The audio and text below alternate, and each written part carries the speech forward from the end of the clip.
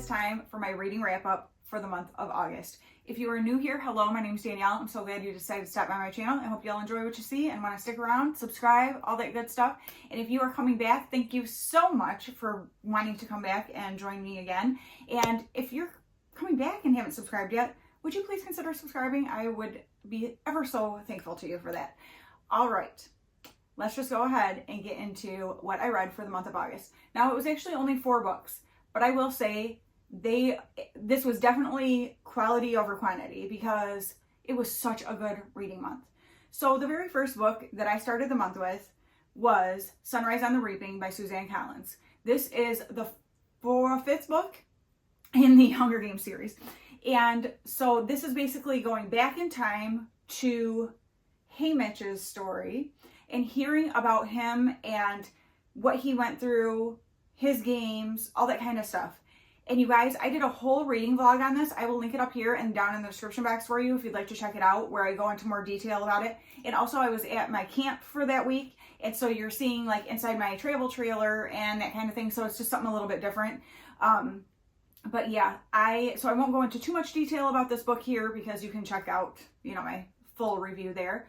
But basically, it easily made Haymitch my favorite character of the whole Hunger Games series. It just really gives you such a picture of why Haymitch became like he did as an adult. And when he was mentor for Katniss and Peeta. And yeah, I just absolutely fell in love with him.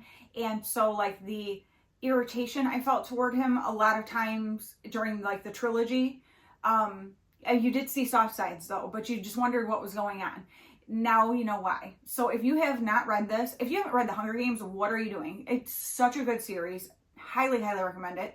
And then definitely read Ballad of Songbirds and Snakes. It was not my favorite. It's probably my least favorite of all the books. However, I still appreciate it. And there's so many things that then when you read Sunrise on the Reaping, you will be able to see, you'll know things that you wouldn't know otherwise if you didn't read A Ballad of Songbirds and Snakes. So definitely do that.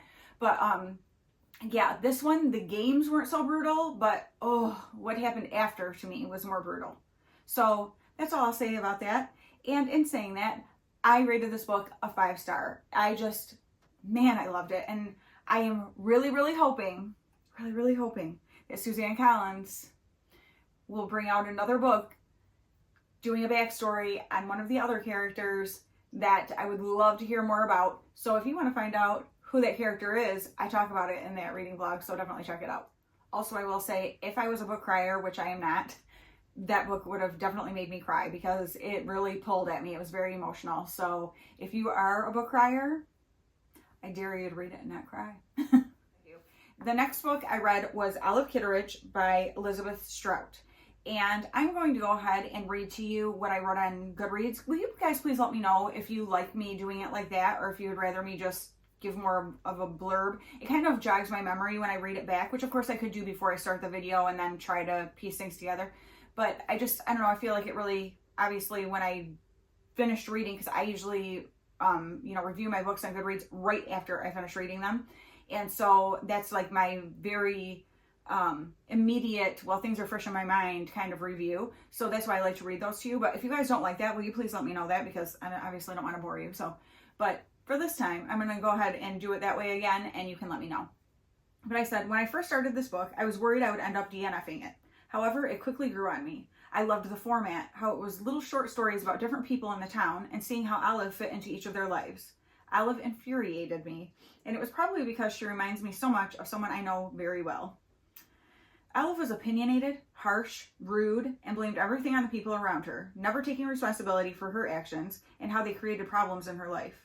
Although she was infuriating, she also would sometimes do things that were thoughtful and kind and were endearing, much like the person in my life. Maybe you have one of those too. Let me know down below in the comments. The book really was a character study, and I loved that about it. The aspect I loved most about this book was the way it beautifully portrayed the realities of life, the good and the difficult and the painful. I found it to be very thought-provoking and made me want to make extra sure that I look for the beauty in every day and every aspect of my life. Making sure to value and cherish the relationships with the people I love, and making sure they know how I feel about them, as well as being mindful of the people I encounter in the world and what they may be going through. I always try to be encouraging to others, and this book made me want to do that even more. So this book was definitely more, if you are a character driven reader, if you like kind of character studies about people, like, you will really, really enjoy this book. I did really enjoy it. And I have to say, like I said, when I first started reading it, I was like, I don't know if I'm feeling this. And I thought about DNFing it. And then I decided to give it a little more time. And I'm so glad that I did, because if I didn't, I would have missed out on everything this story had to offer. Now, I did see that there is a second book. I don't know if it's sort of like a series, but I think it might be, because I feel like it's also about Olive. So, yeah, so I'm actually very interested in checking that out, because I really did enjoy this, and it was a very different kind of read than what I've been reading.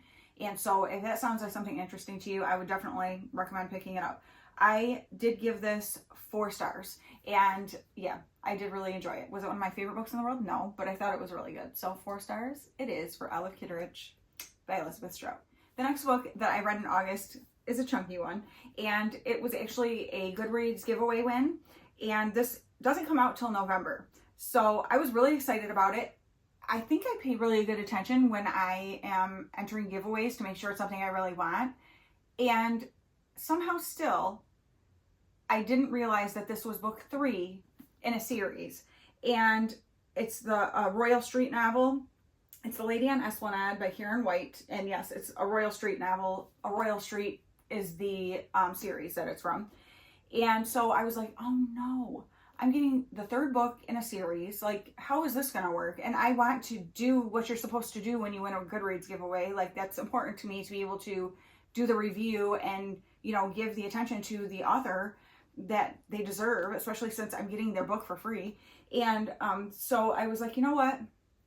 I think I'm just going to go ahead and dive into it and see how things go and go from there. And so I wasn't going to judge the book harshly on things that I couldn't quite piece together, because that's my own fault for getting book 3 in a series. So let me tell you what I did say. So I made the error of entering a giveaway for this book and not knowing that it was the 3rd book in a series. I decided to just go for it and read it anyway, and I'm so glad I did. I loved the characters in this book.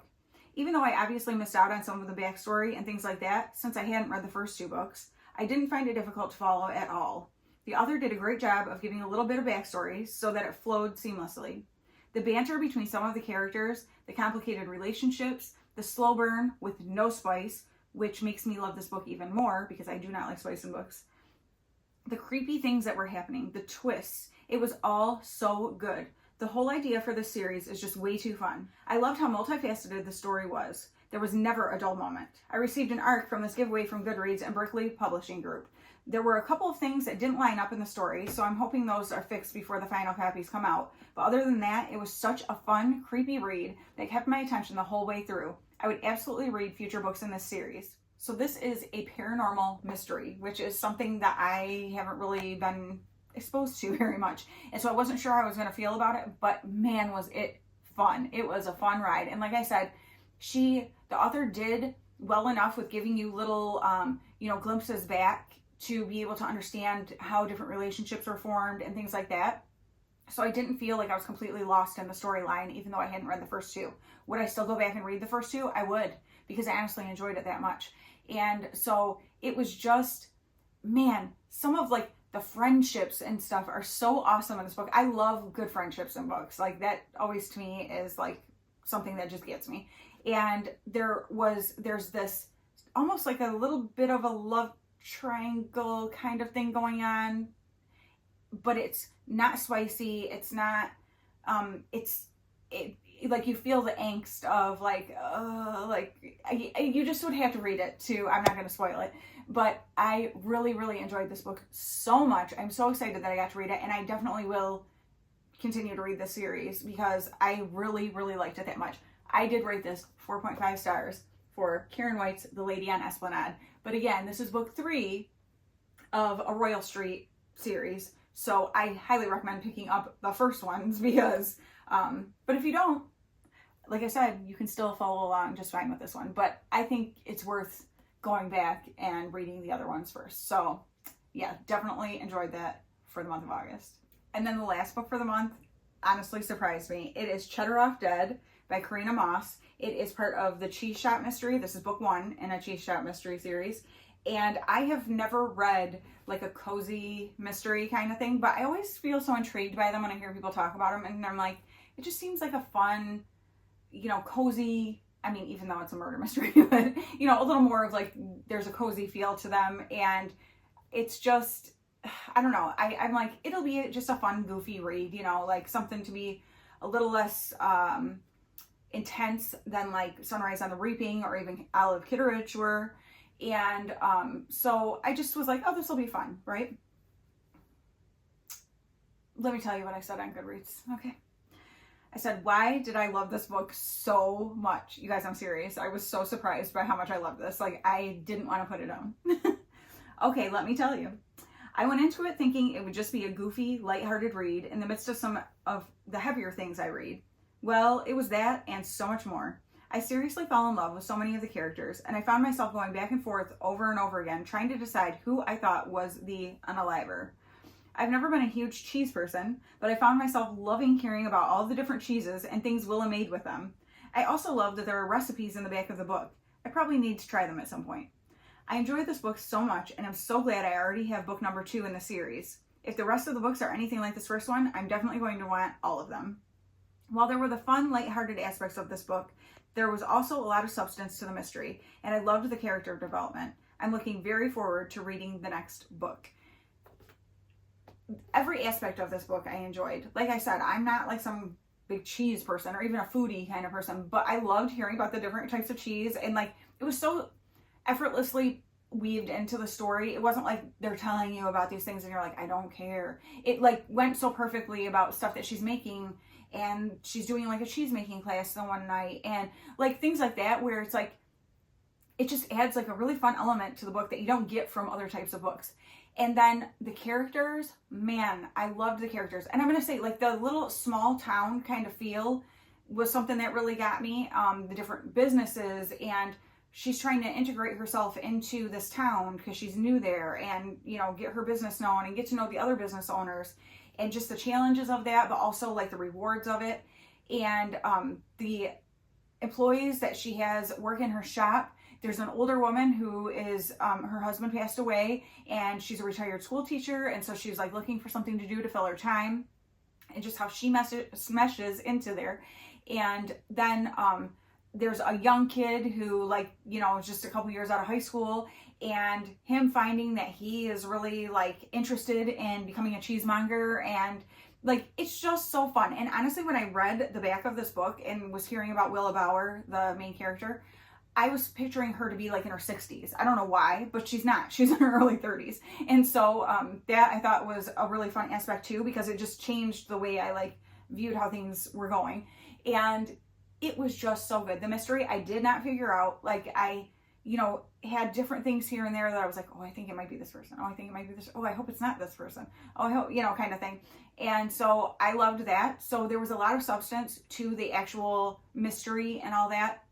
But then the fun that was intertwined in it, I had no idea I was going to enjoy this so much. So I had gotten this book from Book Outlet, and during their $5.99 fiction sale, and they had book number 1 and book number 2. So I went ahead and picked them both up. I'm so glad, so that I know I have book number 2 already. And if I like book number 2 as much as I like book number 1, I'm just going to keep rolling with the series, because this was so unexpectedly enjoyable to me, like in a way far more than I thought it was going to be. Also, I always have my Book Outlet link down below if you would like to check it out, because if you use my link, thank you ahead of time, because it'll give you a $5 discount and me a $5 discount. So yeah, definitely something to check out though for books that are like half price or less. Like it's so worth it. So yeah, I loved Cheddar Off Dead. I gave this 5 stars, like easy. It made me so happy. It made me like ridiculously happy. So if you're looking for a book to like make you happy, check it out.